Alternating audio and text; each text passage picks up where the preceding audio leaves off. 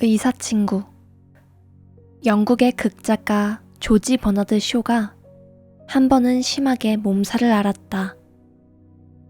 그는 3층 다락방에서 꼼짝도 못하고 사흘 동안을 누워 지내야만 했다. 결국 그는 고통을 견딜 수가 없어서 자기의 친구 의사에게 왕진을 와달라고 전화를 했다. 잠시 후 계단을 황급히 뛰어 올라오는 소리가 들렸다. 그의 친구는 단숨에 3층을 뛰어 올라오는 듯 했다. 그런데 그의 의사 친구가 쇼의 다락방 문을 밀고 들어서는 순간 뜻밖의 일이 발생했다. 그 의사 친구는 갑자기 숨을 몰아쉬더니 그 자리에서 고꾸라지고 마는 것이었다. 너무나도 갑작스럽게 일어난 일에 쇼는 깜짝 놀라서 황급히 자신의 침대에서 튀어 일어났다. 쇼는 자기 친구의 심장에 귀를 대어보고 눈을 뒤집어 보았다. 그리고는 그 친구의 허리띠를 풀고 인공호흡을 하면서 정신없이 그를 주물렀다. 한참 뒤에 그 의사는 비로소 정신을 차리고 자기의 눈을 뜨는 것이었다. 쇼는 자기의 친구가 살아난 것을 보면서 안도의 한숨을 쉬었다. 그 순간 의사 친구는 자리에서 벌떡 일어나면서 쇼에게 이렇게 말했다. 여보게, 이제 나는 가보겠네. 왕진비를 내놓게. 쇼는 기가 막힌 듯이 이렇게 대답했다. 이 사람아, 돈을 받아야 할 사람은 자네가 아니라 날세. 자네가 갑자기 쓰러져서 내가 자네를 인공호흡까지 시켜서 살려놓았다네. 그러자 의사 친구는 웃으면서 이렇게 말했다. 여보게, 자네가 나를 부른 이유는 병을 고치기 위함이 아니었던가? 내가 쓰러지니까 자네는 자네의 병을 잊고 나에게 매달렸지? 이게 바로 나의 치료법일세. 인간은 자신보다 남을 더 염려하게 될 때 자기의 질병은 아무것도 아니게 되는 법일세. 이제 자네 병은 다 나았네. 그러니 왕진비나 두둑이 내놓게. 참으로 현명하고 재치 있는 가슴 따뜻한 친구가 아닐 수 없다.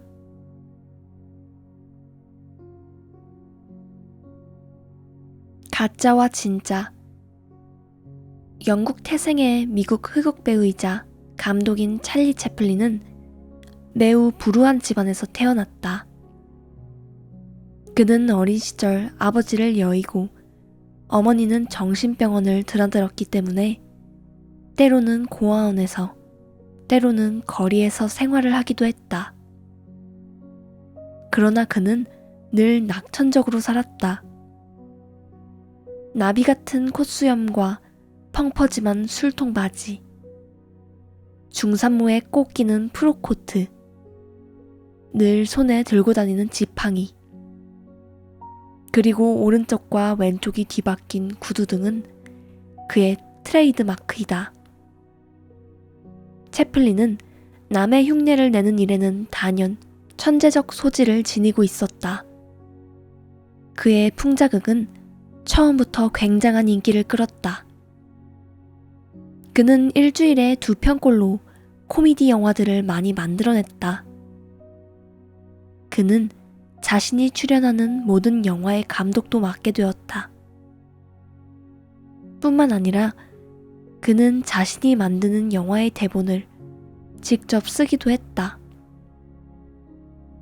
그러다 보니 너무 바빠 쉴 틈이 없을 정도였다. 하루는 채플린이 남몰래 시골로 잠시 여행을 떠났다. 어느 작은 시골 마을을 지날 때였다. 때마침 그곳에서는 채플린 흉내내기 대회가 열리고 있었다. 채플린은 그 현수막을 보고서 흥미를 느끼고서는 그 대회에 참관했다. 모두들 외모부터 진짜 채플린처럼 분장을 하고 나와서 채플린 특유의 몸짓과 말투를 흉내내고 있었다. 채플린은 장난기가 발동했다. 그래서 그는 자기 신분을 속이고 그 대회에 출전했다. 그리고는 자신이 평소에 하던 그대로 그곳에서도 했다. 그런데 심사 결과가 재미있게 나왔다. 진짜 채플린은 그 대회에서 겨우 3등을 차지했던 것이다. 그 대회에서는 진짜 채플린보다 더 실감나게 연기를 한 가짜 채플린이 2사람이나 더 있었던 셈이다. 채플린은 진짜이기 때문에 흉내를 낼 수 없었는지도 모른다. 이 대회는 진짜를 뽑는 것이 아니라 진짜와 얼마나 가까운지 그 재능과 노력을 보는 것일 수도 있다. 그렇기 때문에 진짜가 가짜보다 등수가 낮을 수 있는 아이러니가 발생하는 것이다. 진짜보다 가짜가 더 진짜 같을 수 있다는 흥미로운 일화이다. 즉, 마음가짐이 중요하다는 얘기다.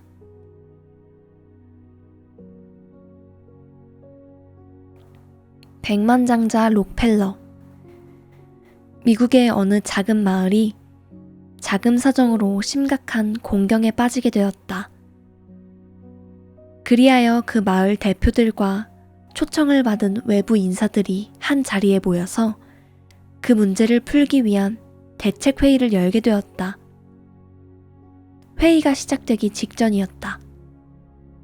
어떤 허름한 옷을 입은 사람이 들어오더니 마을 대표들 앞에 가서는 잠시 그들과 대화를 나누기를 원했다.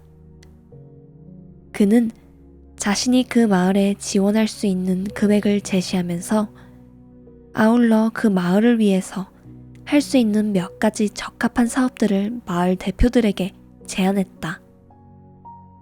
하지만 마을 대표들 중 어느 누구도 그의 의견에 귀를 기울이지를 않았다. 그의 허름한 외모를 보고서는 그의 말에 신뢰를 보이지 않았던 것이다. 그러자 그도 어쩔 수 없었던지 결국은 입을 다물어 버렸다. 그러더니 그는 회의가 시작되기 바로 직전에 회의장을 나가고 말았다. 그가 나가자마자 젊은 청년 하나가 헐레벌떡 뛰어들어오더니 이렇게 물었다. 혹시 방금 나간 그 사람이 우리 마을을 도와주겠다고 하진 않았습니까? 마을 대표들은 그 청년의 갑작스러운 물음에 어리벙벙하여 이렇게 대답했다. 왜 그러시오? 그 사람이 도대체 누구인데 그러오? 마을 사람들은 그가 누구인지도 모르고 있었던 것이다. 청년은 그들의 질문을 받고서는 기가 막힌 듯이 한숨을 쉬더니 다시 입을 열었다. 아니, 모른단 말입니까? 그 유명한 백만장자 록펠러를 몰랐단 말입니까? 그 자리에 모인 사람들은 모두들 놀라서 벌린 입을 다물지를 못했다. 그의 제안에 귀 기울이지를 않았던 마을 대표들은 모두가 고개를 숙이고 말았다. 사람을 외모로 판단해서 무시해버렸던 그들은 자기들을 기꺼이 도우려 했던 손길을 스스로 거부해버리고 말았던 것이다. 이 얼마나 경솔하고 가벼운 행동과 판단인가?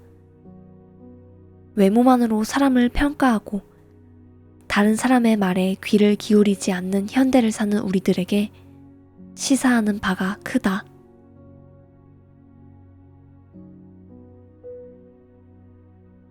청년과 아주머니.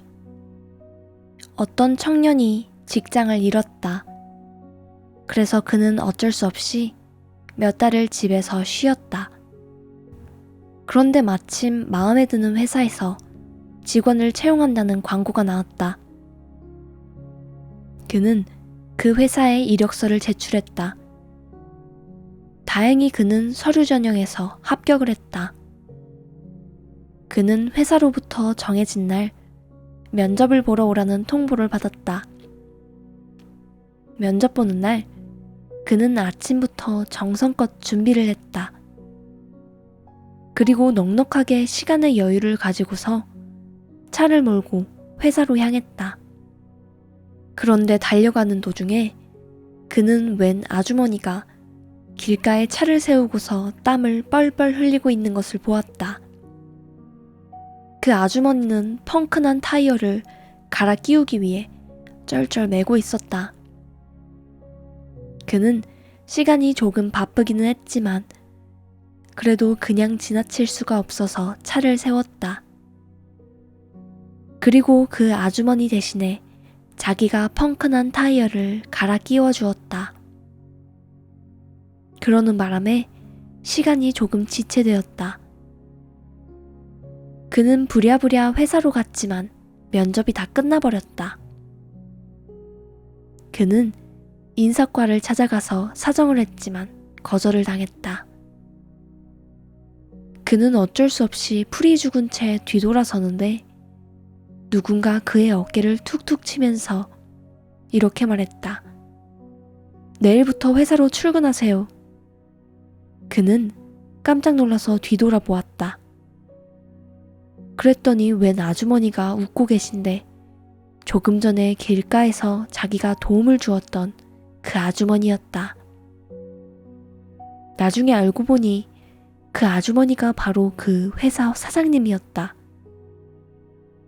말하자면 그는 도움을 필요로 하는 이웃에게 도움을 주었다가 자기도 모르는 사이에 자신이 도움을 받아야 할 사람을 대접한 셈이 된 것이다.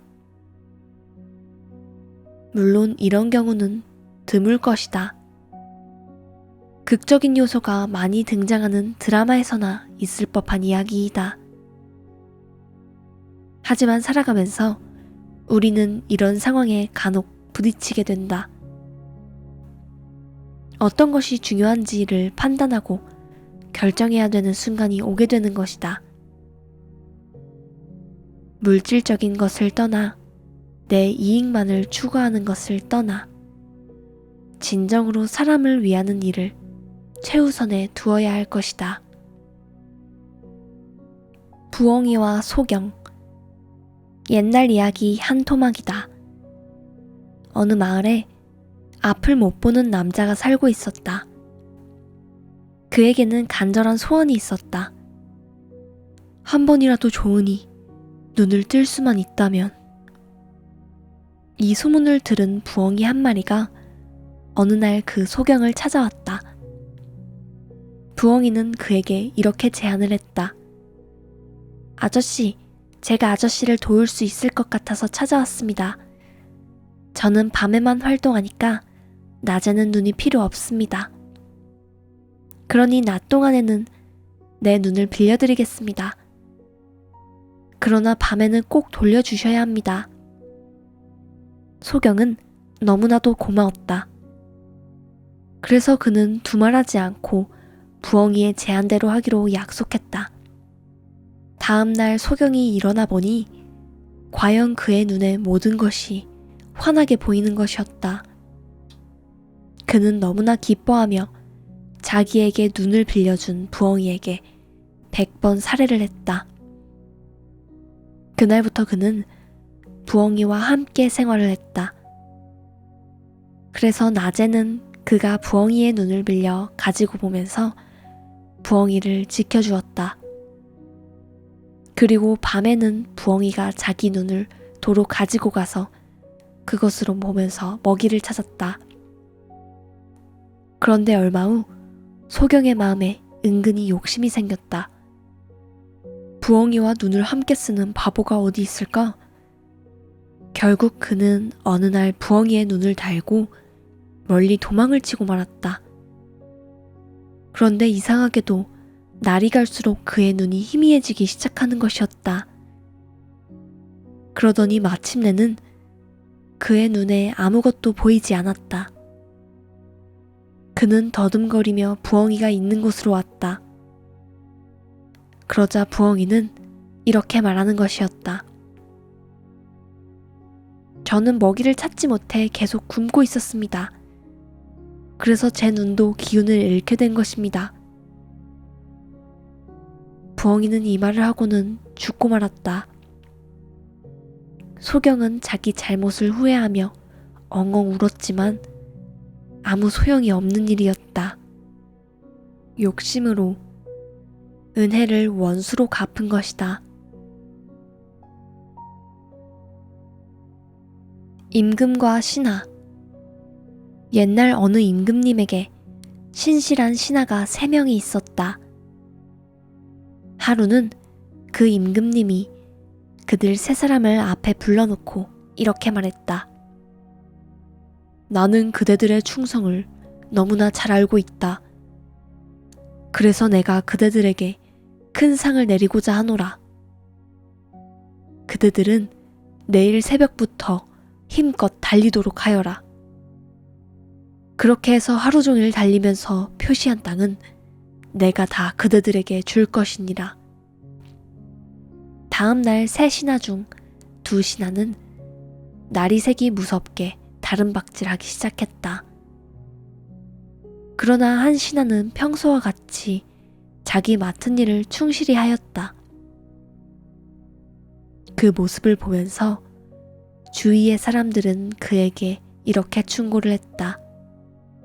이 어리석은 사람아, 하루 종일 달려도 몇 골밖에 표시할 수 없을 것인데 도대체 자네는 왜 그렇게 꾸물거리고만 있는가? 그런데도 그 신하는 그저 빙그레 웃기만 했다. 드디어 그날 저녁이 되었다. 정신없이 뛰어다녔던 2신하 가운데 한 사람은 기진맥진해서 정신을 잃어버리고 말았다. 한 신하는 간신히 몇 골을 표시하고 돌아왔다. 우선 임금님은 몇 골 표시하고 돌아온 신하에게 약속대로 그 고을들을 상으로 주었다. 그리고 나서 임금님은 전혀 피곤한 기색이 없는 다른 한 신하에게 물었다. 자네는 몇 고을이나 표시했는가? 그러자 그 신하는 이렇게 대답했다. 전하, 지금 표시하겠습니다.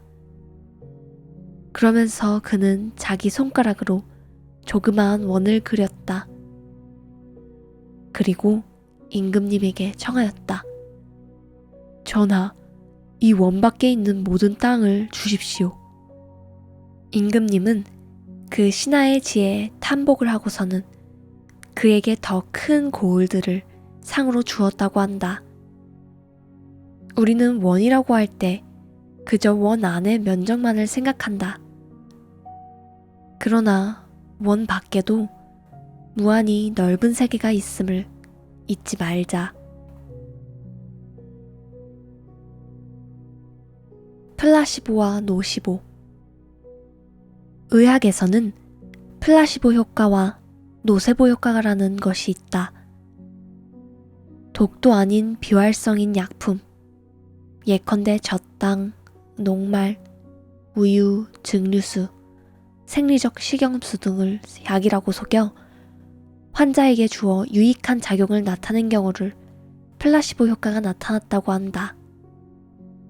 물론 그 반대의 경우를 노시보 효과라고 한다. 이것을 과학적으로 입증하는 실험은 많이 있다.